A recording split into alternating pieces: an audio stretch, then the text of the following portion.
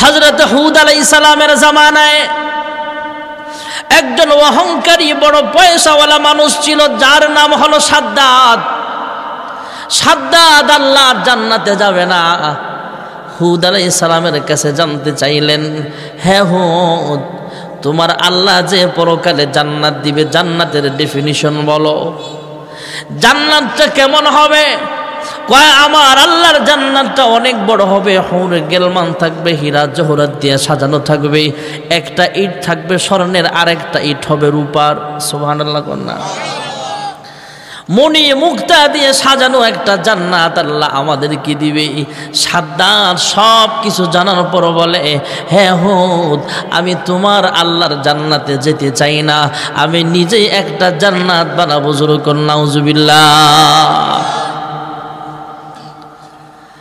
ভাইয়েরা আমার, বন্ধুরা আমার, সাদ্দাত জান্নাত বানাবে। ঐতিহাসিকগণ বলেন 120 মাইল লম্বা একটা বিল্ডিং বানাইছে। সুবহানাল্লাহ। 120 মাইল, তথা আপনাদের এই নারায়ণগঞ্জ জেলাটার চাইতে আরো ছোট, অনেক বড়। 120 মাইল লম্বা, 50 মাইল চৌড়া, 40 হাত গভীর থেকে ফাইলিং করে উঠাইছে। এক উপরে 120 হাত লম্বা করে তথা উচ্চতা বিল্ডিং বানাইলেন। এত বিশাল বড় বিল্ডিং বানাবে। হুদ পয়গম্বর বলে, হে সাদ্দাত, আমার আল্লাহর জান্নাতটার একটা ইট হবে স্বর্ণ দিয়া, আরেকটা হবে রূপা দিয়া, আরেকটা হবে হীরা মণি মুক্তা দিয়া খচিত হবে। সাদ্দাত বলে, আমিও এইভাবে বানাবো। জোরে কর নাউজুবিল্লাহ। জান্নাত বানায় ফেললেন, কমপ্লিট জান্নাত বানালেন। সাদ্দাত কিন্তু 1 বছর আর 2 বছর ক্ষমতায় ছিল এমন নয়, 1700 বছর ক্ষমতায় ছিল। সুবহানাল্লাহ। এর ভাই ছিল সাদিদ নাম, এর আগে 700 বছর ক্ষমতায় ছিল। আর আমাদের দেশের নেতারা যদি 500 বছর ক্ষমতায় থাকতে পারে, কইব আনা রব্বুকুমুল আলা। ঠিক না বে ঠিক? জোরে কর। সাদ্দাদের ভিতরে অহংকার চলে আসছে। হুদ আলাইহিস সালাম আল্লাহর পয়গম্বর কালেমার দাওয়াত দেয়, কালেমার দাওয়াত পেয়ে মুসলমান হয় না, ইমানদার হয় না, সে আল্লাহর জান্নাতে যাবে না, নিজেই জান্নাত বানাবে। বিশাল বড় লম্বা করে জান্নাত বানাতে আরম্ভ করে দিল। 30,000 ইঞ্জিনিয়ার কাজ শুরু করছে। সুবহানাল্লাহ কন্যা। কয় হাজার? শ্রমিক না ইঞ্জিনিয়ার? ইঞ্জিনিয়ার যদি 30,000 হয়, তাহলে শ্রমিক কয় হাজার হবে? 30 লাখ। এবার হাজার হাজার ইঞ্জিনিয়ার দিয়া 120 মাইল লম্বা জান্নাত বানাইতে তার সময় লাগছে 300 বছর। কয়শো বছর? জান্নাত বানায় বলে, হ্যাঁ হুদ, জান্নাতে এবার ঢুকবো। হুদ পয়গম্বর বলে, হে সাদ্দাত, তোমার দুনিয়ার জান্নাতটা আখিরাতের জান্নাতের একটা ইটের আদলা ইটের সমানও দাম নাই। সুবহানাল্লাহ কন্যা। কয়, আমার আল্লাহর জান্নাতে হুরে গিলমান আছে, হুরে গিলমান জিতনে নিয়ামত হায় তো, হুরে গিলমান জিতনে নিয়ামত হায় তো, সবসে বেহতর নিয়ামতে দিদারে তো। সাদ্দাত ডাক দেয়া বলে, তোমার আল্লাহর জান্নাতে হুরে গিলমান আছে। সাদ্দাত দেশের সুন্দরী সুন্দরী ছোট ছোট মেয়েদেরকে হুরে গিলমান বানায়া জান্নাতের ভিতরে ঢুকায়া দিছে। জোরে কর নাউজুবিল্লাহ। এবার জান্নাতটা উদ্বোধন করবে সাদ্দাত। উদ্বোধন করার অর্থ হলো জান্নাতের গেট উদ্বোধন করে ওপেন করা হবে। সাদ্দাতকে যারা খোদা বলে মানবে এদেরকে সেই জান্নাতে একটা ফ্ল্যাট দেওয়া হবে, আর সাদ্দাতকে যে খোদা বলে মানবে না তাকে সাজা দেওয়া হবে। জোরে কর নাউজুবিল্লাহ। এবার সাদ্দাত জান্নাতে ঢুকে যাবে। এমন সময় আল্লাহ রাব্বুল আলামিন আজরাইলকে ডাক দেয়া বলে, আজরাইল যাও, ইজা জা আজালুহুম লা ইস্তাখিরুনা সাআতাও ওয়া লা ইস্তাকদিমুন। আল্লাহ রাব্বুল আলামিনের নোটিশ জারি হয়ে গেছে।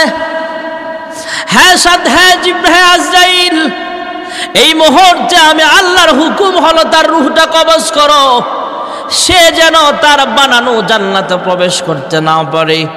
সাদ্দাত জান্নাত উদ্বোধন করার জন্য সামনে পিছনে ব্যাটালিয়ন বাহিনী, পুলিশ ফোর্স, আর্মি, র্যাব বাহিনী, সব বাহিনী আছে। তার বডিগার্ডও তার সাথে আছে। আনন্দ চিত্তে তার ক্ষমতাসীন, সে যেহেতু অনেক বছর ধরে ক্ষমতায় থাকে, তার একটা আলাদা পাওয়ার আছে। সুন্দর সাজে সুসজ্জিত হলেন এলাকার রাস্তাঘাট, বিভিন্ন রকমের সাজে সুসজ্জিত করলেন বিভিন্ন বিল্ডিং। এবার জান্নাত উদ্বোধন করার জন্য তার ঘোড়া থেকে নিচে নামবে, এমন সময় আজরাইল একটা মানুষ, সাধারণ মানুষের সৌরদ্দরের সামনে দাঁড়া বলে, সালাম আলাইকুম। সুবহানাল্লাহ।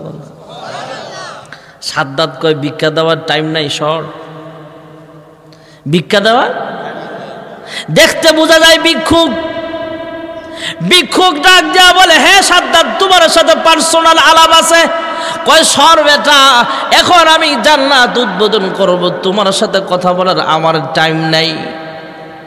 এবার আজরাইল মানুষের সৌরদ্দরে একটু ডাক দেয়া বলে, হ্যাঁ সাদ্দাত, আমি তোমার পিছু ছাড়তেছি না, কাছে আয়, তোর কানটা আমার মুখের কাছে আন।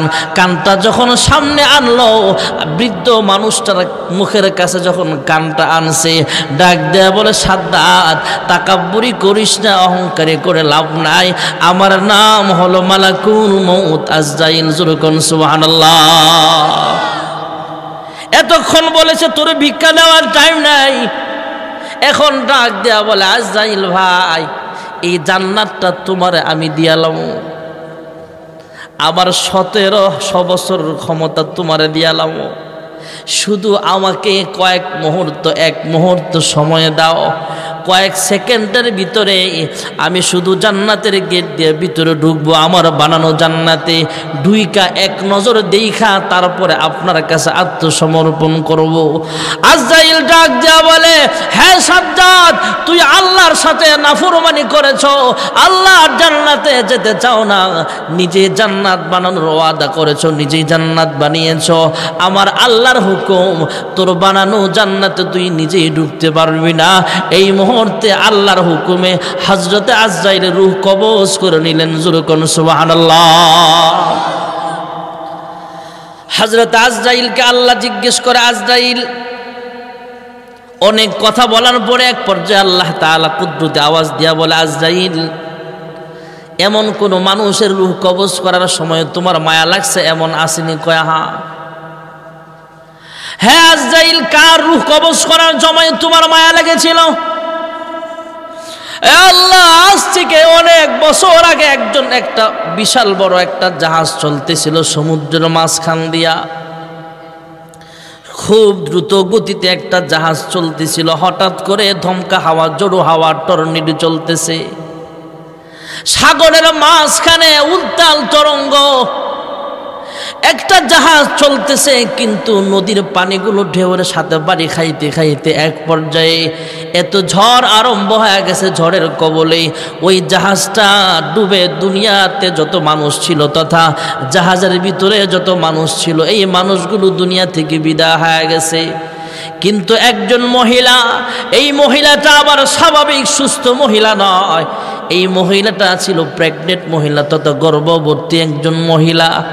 এই মহিলাটা জান বাঁচাইবার জন্য কোনো কিছু পায় নাই, কিন্তু ওই জাহাজের একটা তক্তা ভেসে যাচ্ছিল, ওই তক্তাটার মধ্যে হাত দিয়ে বাঁচার জন্য চেষ্টা করেছে, ওই তক্তাটায় ধরে ধরে সে বাঁচতেছে, বেঁচেও আছে, মরে নাই।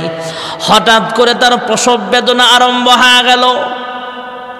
আমাদের মায়েরা প্রসব বেদনা সহ্য করে আমাদেরকে দুনিয়াতে জন্ম লাভ করিয়েছেন। ভাইয়েরা আমার, একজন মা দুঃখিনী যখন তার সন্তানটাকে প্রসব করে জিন্দা দুনিয়াতে বেঁচে থাকবে, তাহলে আমরা যুদ্ধের ময়দানে গোলাগুলি করলাম, যুদ্ধ করে গাজী হয়ে বাড়িতে আসলে যেই সওয়াব, ওই মার আমল নামায় গাজীর সওয়াব আল্লাহ আমল নামায় দিয়ে দিবে।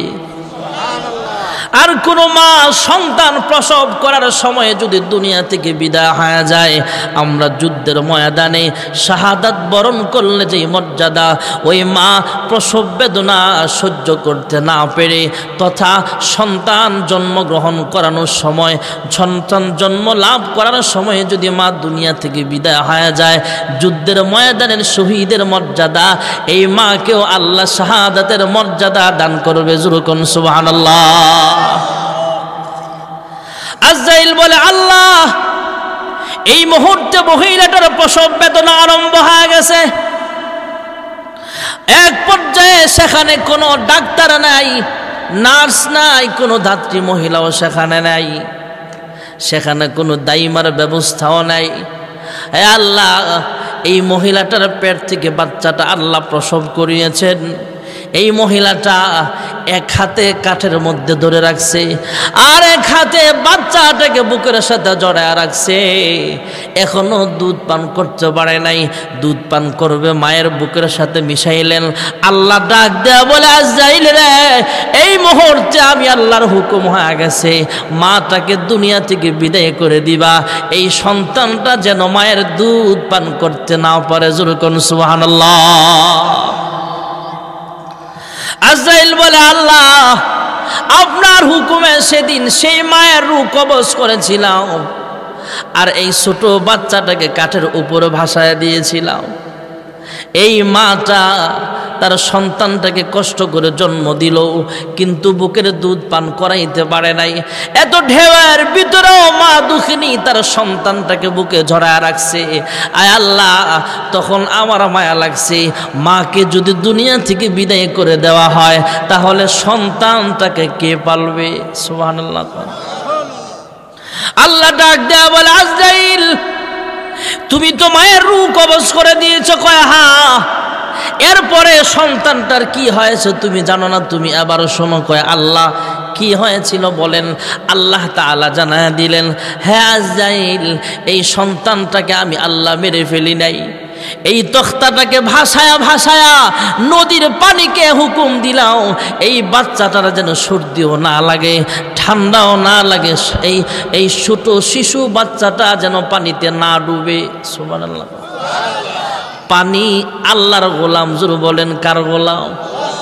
পানি আল্লাহর কথা শুনে আল্লাহর সৃষ্টি। ভাইয়েরা আমার, আল্লাহ তাআলা বলে, আজরাইল এই বাচ্চাটা তখতার উপরে ভাসতে ভাসতে ভাসতে ভাসতে নদীর ঢেউয়ে ভাসতে ভাসতে বাচ্চাটা মরে নাই। একটা গাছের নিচে আমি আল্লাহ তাকে তুলে দিয়েছি। সুবহানাল্লাহ। এদিক দিয়ে আরেকটা রয়্যাল বেঙ্গল টাইগার বাঘ, সুবহানাল্লাহ কন্যা, এই বাঘের বাচ্চা হয়েছে, বাচ্চাগুলোরে আমি মেরে ফেলেছি। যেই মহিলা অথবা কোনো পশু পাখিও যদি তার বাচ্চা মারা যায় তাহলে মার অনেক কষ্ট হয়ে যায়। এই বাঘের অনেক কষ্ট হয়েছিল। এই বাঘের দুধ আছে প্রচুর পরিমাণ, কিন্তু বাঘের দুধ পান করার মতো বাঘের বাচ্চা বেঁচে নাই। এই বাচ্চাটা আমি আল্লাহ নিয়ে রাখলাম সেই সাগরের কিনারায়। আর এই বাঘটা বাতাস খাওয়ার জন্য সাগরের কিনারায় যায় যখন বসছে, আমি আল্লাহ ওই শিশু বাচ্চাটাকে ভাসাইতে ভাসাইতে এই বাঘের উলানের কাছে আইনা দিলাম। এই বাচ্চাটা এইভাবে দুধ খাইতে আরম্ভ করে দিয়েছে। অনেক দিন পর্যন্ত বাঘের দুধ খাওয়ায়া আমি আল্লাহ এই বাচ্চাটাকে আমি আল্লাহ লালন পালন করার ব্যবস্থা করেছি। হ্যাঁ আজরাইল, এই বাচ্চাটাকে আমি বাঘের দুধ খাওয়ায়া বড় করলাম। বড় করার পরে আমি আল্লাহ তাকে বিশাল বড় ক্ষমতাধর বাদশা বানাইলাম। শতে শতে বৎসর পর্যন্ত রাজত্ব চালাইছো। আজরাইল, তুমি তো জানো না, যেই লোকটাকে আমি আল্লাহ বাঘের দুধ খাওয়া বড় করলাম, সাগরের মধ্যে হাজার হাজার মানুষ দুনিয়া থেকে বিদায় হয়ে গেল, কিন্তু একজন মহিলাকে আমি আল্লাহ জীবিত রাখলাম। এই মহিলার পেট থেকে বাচ্চা প্রসব হলো, মহিলাটার রূহ কবজ হয়ে গেল, কিন্তু বাচ্চাটা আমি জিন্দা রাখলাম। এই বাচ্চাটাকে আমি আল্লাহ বাঘের দুধ খাওয়া বড় করলাম। হে আজরাইল, যে বাচ্চাটাকে আমি আল্লাহ এইভাবে লালন পালন করলাম, এই সন্তান সন্তানটা যখন বড় হয়েছে, অনেক পয়সাওয়ালা হয়েছে, অনেক বড় বাদশা হয়েছে, হ্যাঁ আজরাইল, আজকে যেই সাদ্দাত আমি আল্লাহর সাথে হিংসামি করে তথা আমি আল্লাহর বিরুদ্ধাচরণ করে বেঈমানি করে আমি আল্লাহর জান্নাতে না যায়া নিজের জান্নাতে যাওয়ার জন্য দুনিয়ার ভিতরে আরাম আয়েশের জন্য বাড়ি বানাইলো, আজকের এই সাদ্দাতই সেই সাদ্দাত। জোরে কোন সুবহানাল্লাহ। আমি আল্লাহর সাথে অহংকারী করিস না রে বান্দা।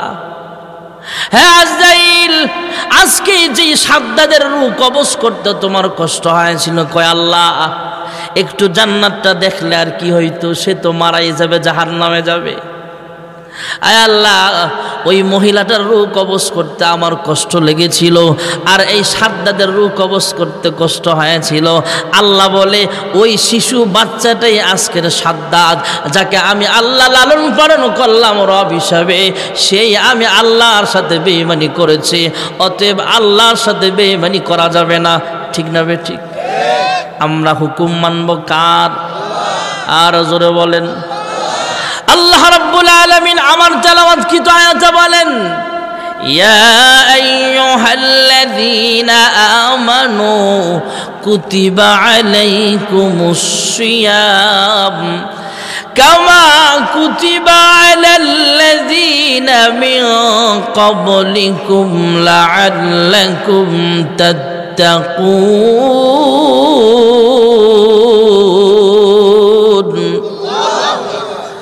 মহান আল্লাহ রাব্বুল আলামিন কোরআনুল কারীমের আয়াতে বলেন, আল্লাহ বলেন আমি আল্লাহর এক নাম হলো মুমিন, তোমাদের নামও মুমিন। আল্লাহ তাআলা বড় মায়া করে ডাক দিয়েছেন, হ্যাঁ ঈমানদারেরা, তোমাদের উপরে আমি আল্লাহ তাআলা রোজা ফরজ করেছি। সুবহানাল্লাহ। কন্যা রোজা রমজান মাসে এক মাস রোজা রাখা নফল না ফরজ? সুবহানাল্লাহ। কন্যা আসতেছে সওয়াব কামানোর একটা সিজন রমজান। আল্লাহর কোনো বান্দা বান্দি যদি একটা নফল আমল করে, আল্লাহ তাকে একটা ফরজের সমান মর্যাদা দিবে। আবার আপনার নবী বিশ্ব নবী রাহমাতুল লিল আলামিন শাবানের শেষ রজনী আসলে রমজানের দাওয়াত দিতেন সাহাবায়ে কেরামদেরকে। ও সাহাবীরা, রমজান আসতেছে, রমজান হলো তোমাদের সওয়াব কামানোর একটা সিজন। যেমন ভাবে প্রত্যেকটা ব্যবসার একটা আলাদা আলাদা সিজন আছে না নাই? যারা ধান ব্যবসা করে, চাউল ব্যবসা করে, এখন সিজন শুরু হয়েছে তথা ধান লাগানোর মৌসুম। অনেক এলাকায় ধান গাছ থেকে, চারা গাছ থেকে ধান বের হচ্ছে, আছে না নাই? এটা ধানের মৌসুম। সামনে আসতেছে আম কাঁঠালের মৌসুম। প্রত্যেকটা বিজনেসের আলাদা একটা সিজন আছে না নাই? আল্লাহর হাবিব রাহমাতুল লিল আলামিন বলেন, মাহে রমজান হলো ঈমানদারের জন্য একটা সওয়াব কামানোর একটা সিজন। সুবহানাল্লাহ। কন্যা একটা নফল আমল করে তাকে আল্লাহ রাব্বুল আলামিন ফরজের সওয়াব সমান দিবে, ফরজের সমান। আর একটা ফরজ আমল করলে 70টা ফরজের সওয়াব লেখা হয়ে যাবে। ইমাম গাজ্জালী রাহমাতুল্লাহ আলাইহি লিখেন, রোজা 3 প্রকার। কয় প্রকার? জোরে বলেন। 1 নম্বরে রোজা হলো সাধারণ রোজা। কি রোজা? আরেকটা হলো অসাধারণ রোজা, আরেকটা হলো ভিআইপি রোজা। সুবহানাল্লাহ। কন্যা আল্লাহ তাআলা রমজানের 3টা ভাগ রাখছেন। প্রথম 10 দিন হলো রহমত, দ্বিতীয় 10 দিন হলো মাগফিরাত, তৃতীয় নম্বরের 10 দিন হলো নাজাত। প্রথম 10 দিন হলো রহমত, এটা ভিআইপি রোজাদারদের জন্য। দ্বিতীয় 10 দিন হলো অসাধারণ রোজাদারদের জন্য। আর তৃতীয় নাজাত হলো যা যা সাধারণভাবে রোজা রাখছ, যাও যাও আমি আল্লাহ তোমাদেরকে নাজাত দিয়া দিলাম। যেরকম সুবহানাল্লাহ। আপনাদের কষ্ট হচ্ছে বেশি, দোয়া হয়ে যাবে, কেউ উদ্বোস করবেন না। রমজানে আমলের সিজন, নেক আমল বেশি অন্য অন্য মাসের তুলনায়। রমজানে সেহরির টাইমে আমরা সেহরি খাই।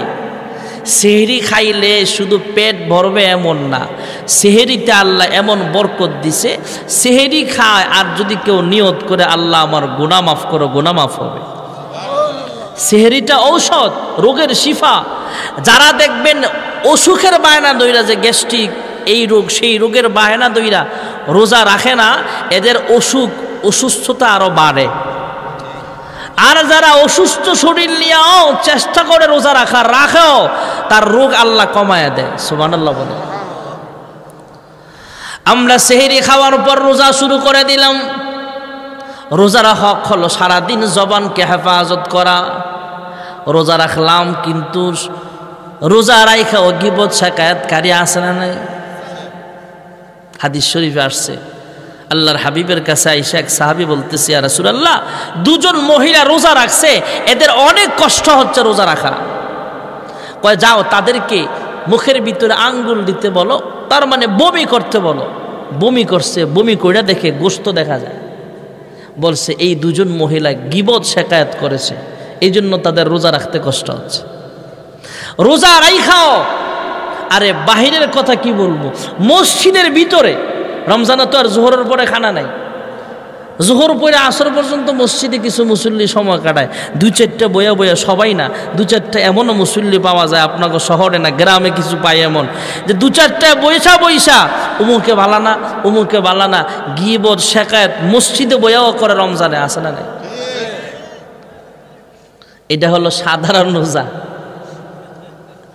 মালাম ইয়াহরুকহা আসিয়ামু জুন্নাতুন মালাম ইয়াহরুকহা আও কামা ক্বালা আলাইহিস সালাতু ওয়াস সালাম। আল্লাহর হাবিব বলেন রোজা হবে ঢাল স্বরূপ। দুশমনের আঘাত থেকে যেমন বাঁচবা, রোজা রাখবা গুনাহ থেকে বাঁচবা। সুবহানাল্লাহ বলেন।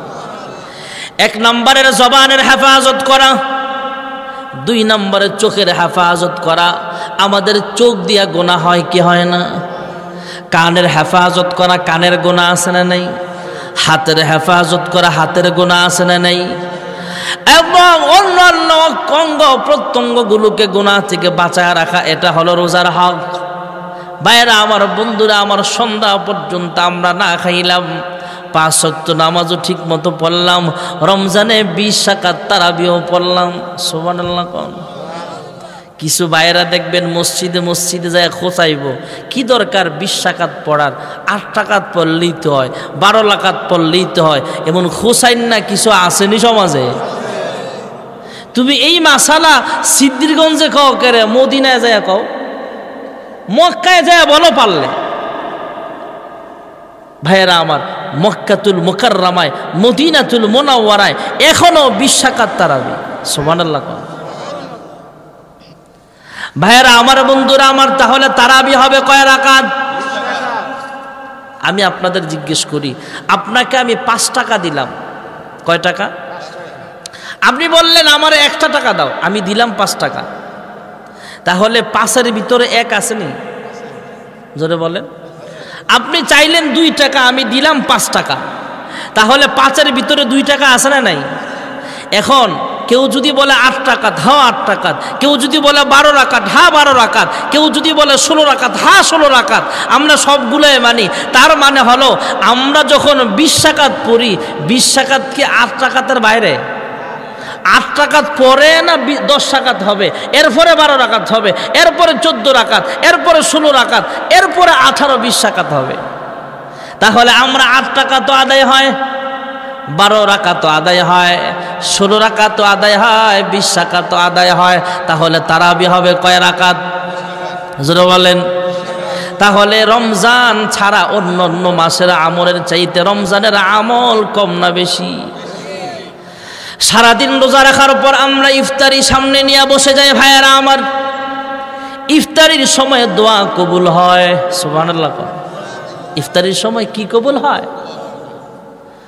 যে ব্যক্তি সারাদিন রোজা রাখে নাই, এর ইফতারি আর যে রোজা রাখছে তার ইফতারি এক না পার্থক্য আছে? যে সারাদিন রোজা রাখছে তার ইফতারি আর যে রোজা রাখে নাই তার ইফতারির ভিতরে আকাশ পাতাল ব্যবধান। সারা মাস রোজা রাখে নাই, কিন্তু রোজাদার যেমন ভাবে সে যে গুজে নতুন কাপড় পরে ঈদগাহে গেছে, যে রোজা রাখে নাই হ্যাঁ আরো দামি পোশাক পরে সামনের কাতারে গেছে। যে নাকি রোজা রাখা ঈদের নামাজে গেছে এর মনে তৃপ্তি আছে, আর যে রোজা রাখে না হ্যাঁ ভিতরে ভিতরে কইতেছে আমি তো চোর, আমি সারা মাস রোজা রাখি নাই, এখন আইছি সামনের কাতারে। চোর চোর ভাব মনে আছে না নাই? কয় হুজুর সারাদিন রোজা রাখি নাই, এক গুনাহ করছি, ইফতারি না খাইয়া কি কবিরা গুনাহ করবো নাকি? যেই ব্যক্তি রোজা রাখলো, সন্ধ্যাবেলায় যখন ইফতারির আগে আমরা ইফতারি নিয়ে বসে যাই, ভাইয়ারা আমার, আমাদের বাংলাদেশের অধিকাংশ ইফতার পার্টি হয় এমন, সামনে আমাদের থাকে পেঁয়াজু, সিঙ্গারা, সমসম, বিরিয়ানি, বিভিন্ন জিনিস, সাথে একটু শরবত, যেহেতু গরমকাল একটু বরফ দিলে আরো মজা, আর একটু ট্যাঙ্ক দিলে আর একটু মজা, এই শরবতের ভিতরে একটু লেবু দিলে আরো মজা লাগে। এই লেবুর শরবত যখন সামনে নিয়ে বসে যাই, আমাদের হাতটা কেউ বেঁধে দেয় নাই যে হাত দিয়ে তুই খেতে পারবি না।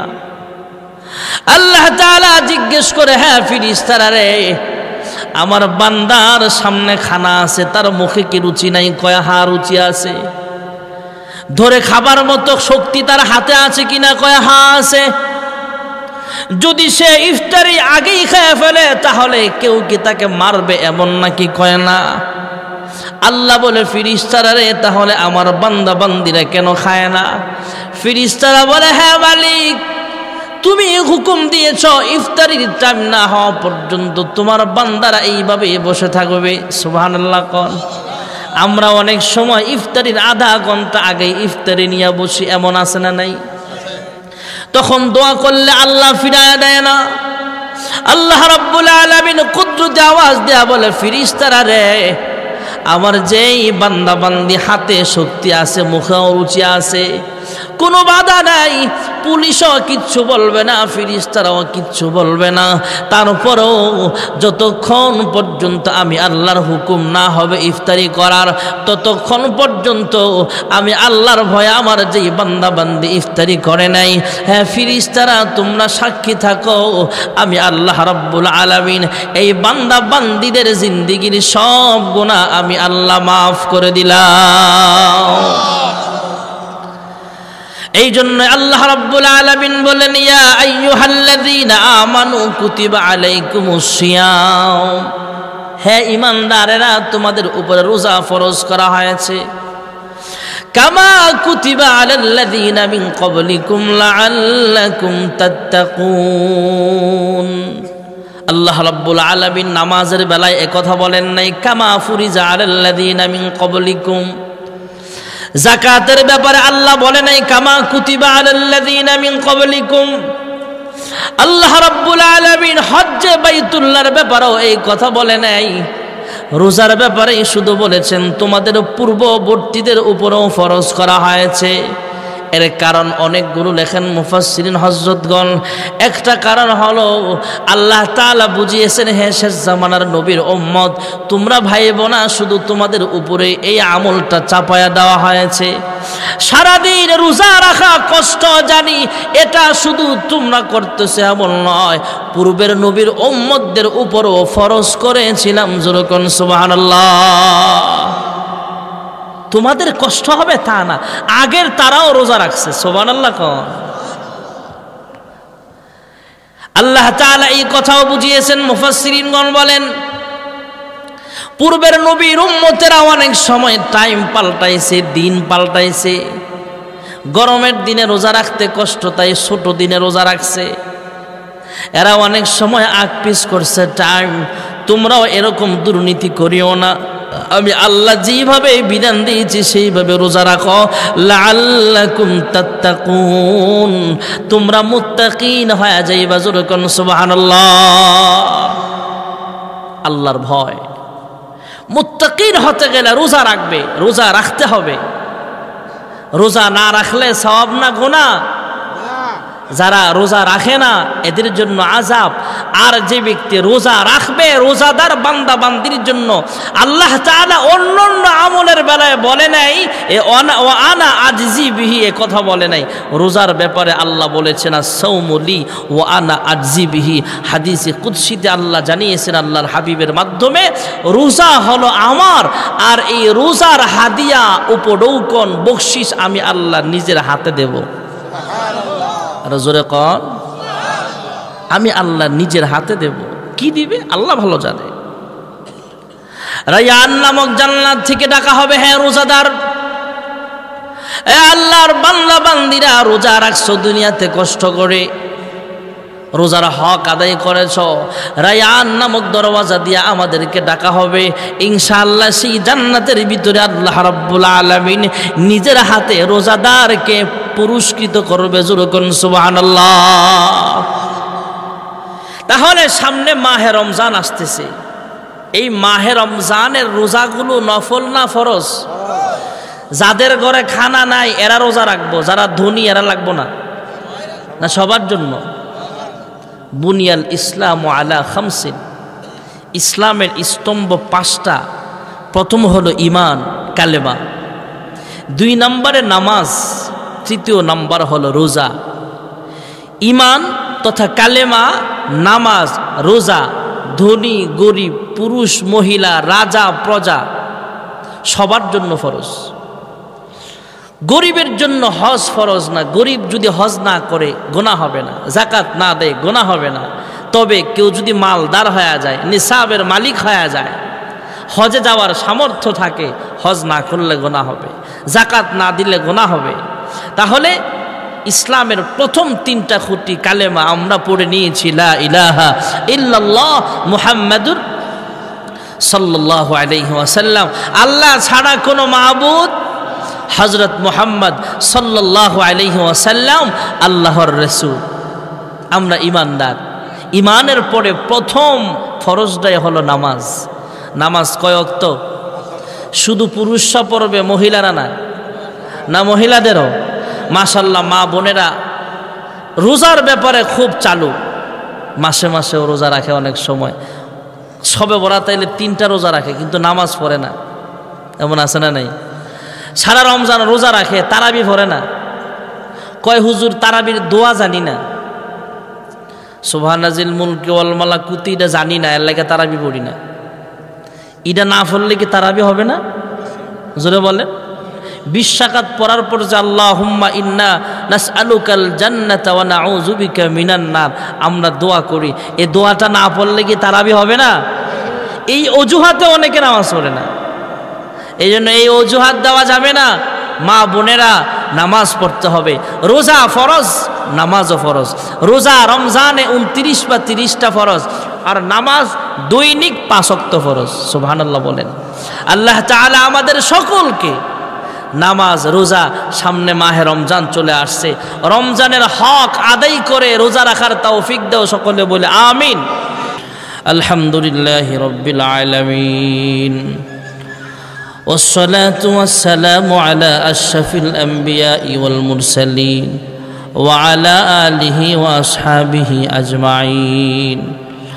ربنا ظلمنا أنفسنا وإن لم تغفر لنا وترحمنا لنكونن من الخاسرين.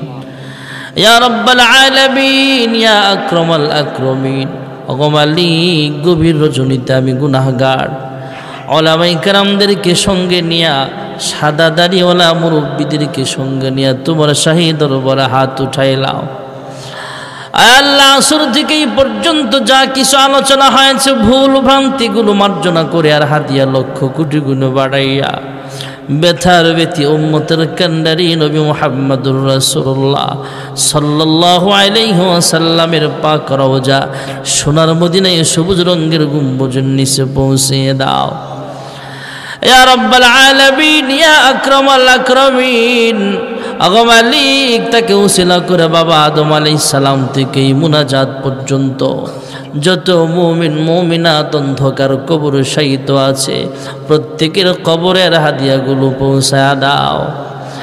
এ মালিক, খাস করে আমরা যারা হাত বাড়াইলাম, জানি না কে জানি মা দুখিনী হারাইয়া, প্রাণের আব্বা যারা হারাইয়া এতিমের মতো হাত বাড়াইছে গো আল্লাহ, জানি না গো মালিক কার মা বাবার কবরে জাহান্নামের সাপ কামড়াইতেছে, জানি না গো আল্লাহ কার মা বাবার কবরে জাহান্নামের আগুন দাও দাও করে জ্বলতেছে।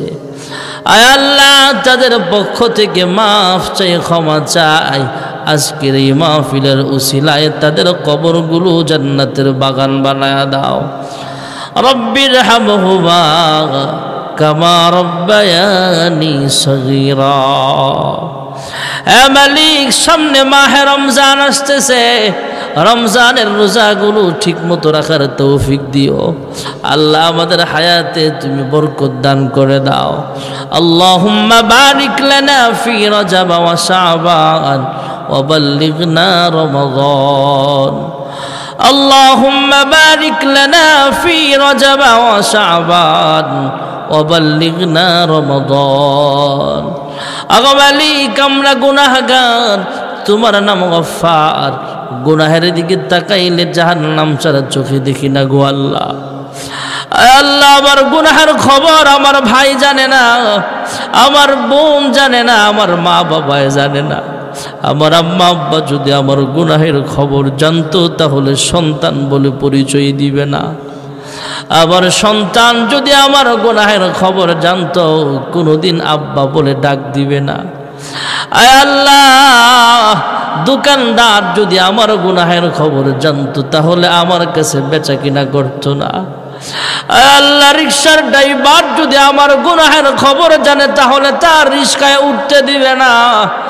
মালিক, আমাদের গুনাহগুলো যেমন করে গোপন রেখেছো গো মাওলা, গোপনে গোপনে আমাদের সকলের জিন্দেগির সব গুনাহগুলো মাফ করে দাও।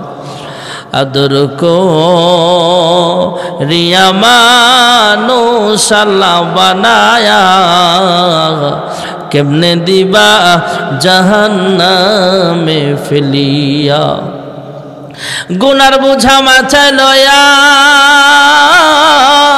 আমরা দেশ বিদেশে ঘুরি, কোন দিন জানি আজরাইলের হাতে ধরাও পড়ি। কবরেরই আযাব যদি মানুষ দেখিত, ঘরবাড়ি ছাড়িয়ারে পাগল হইত। তুমি ছাড়া কারি কাছে আমরা করিব রোদন, তুমি বিনে কে বুঝিবে মনেরই বেদন।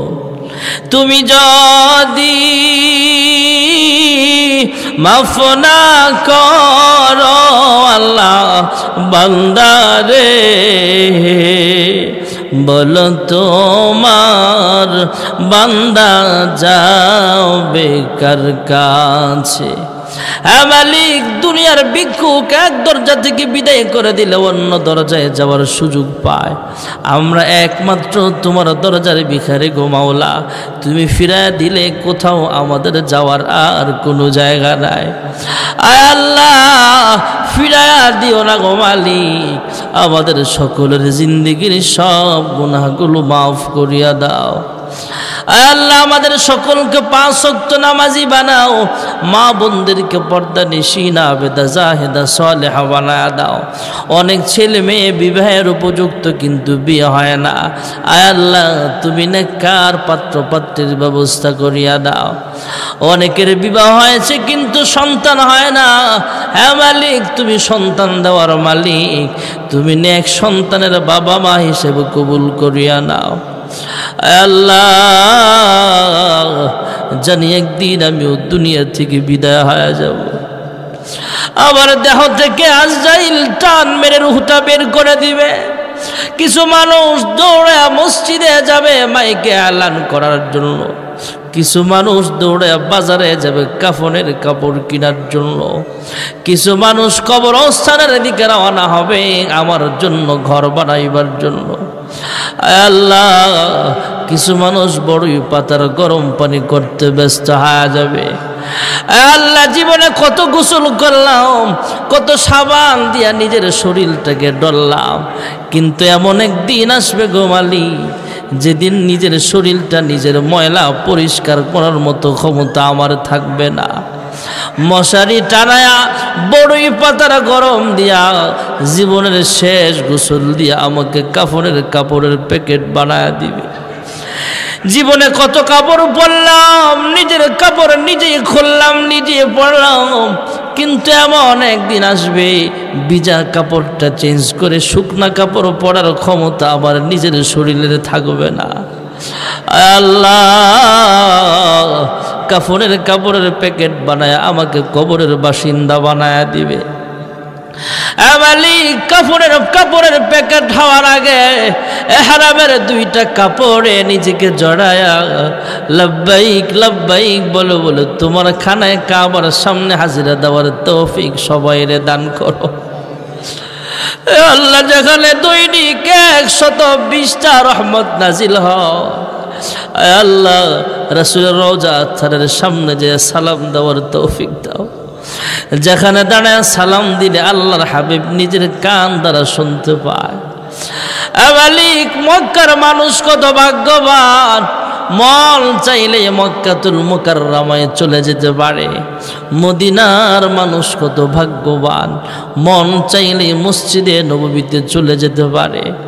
আমরা কপাল পোড়া 6000 কিলোমিটার দূরের মানুষ, কিন্তু মনটা কান্দে বারবার মক্কা মদিনায় যাইতে।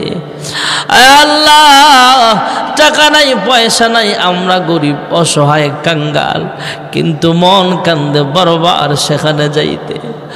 আল্লাহ আমাদের সকলকে বারবার হজ করার তৌফিক দান করো। আল্লাহ হজ্জে মাবরুর নসিব করিয়া দাও। আল্লাহ অনেকে অসুস্থ, শিফায়ে কামেলা দান করো। যারা অভাবে আছে অবনটনগুলো দূর করো। এই মাদ্রাসাতুর নূর সহ আল্লাহ বাইতুর রহমান, বাইতুল মামুর সহ সমস্ত মসজিদ মাদ্রাসাগুলোর সব হাজাত তুমি গায়বী খাজানা থেকে পূরণ করিয়া দাও। আমাদের সকলের হালাল রিজিকের ভিতরে তুমি আল্লাহর রিজিকের খাজানা বুলন্দ করিয়া দাও। বরকত আল্লাহ তুমি বাড়ায়া দাও। আল্লাহ অনেকে ঋণগ্রস্ত আছে, ঋণ পরিশোধ করার তৌফিক দান করো। সর্বপ্রকার বালা মুসিবত থেকে হেফাজত ফরমাও। আয় আল্লাহ যারা টাকা দিয়া পয়সা দিয়া সুপরামর্শ দিয়া এমন সুন্দর একটা জান্নাতের বাগান সাজাইছে, প্রত্যেকের মনের নেক আশাগুলো পূরণ করিয়া দাও। আল্লাহুম্মা ইহফাজনা মিন কুল্লি বালাইদ দুনিয়া ওয়া আযাবিল আখিরাহ ওয়া তাওফানা মুসলিমা ওয়া আলহিকনা বিস সালিহিন। সুবহান রাব্বিকা রাব্বিল ইজ্জাতি আম্মা ইয়াসিফুন ওয়া সালামুন আলাল মুরসালিন ওয়ালহামদুলিল্লাহি রাব্বিল আলামিন। وارحمنا معهم برحمتك يا أرحم الراحمين. السلام عليكم.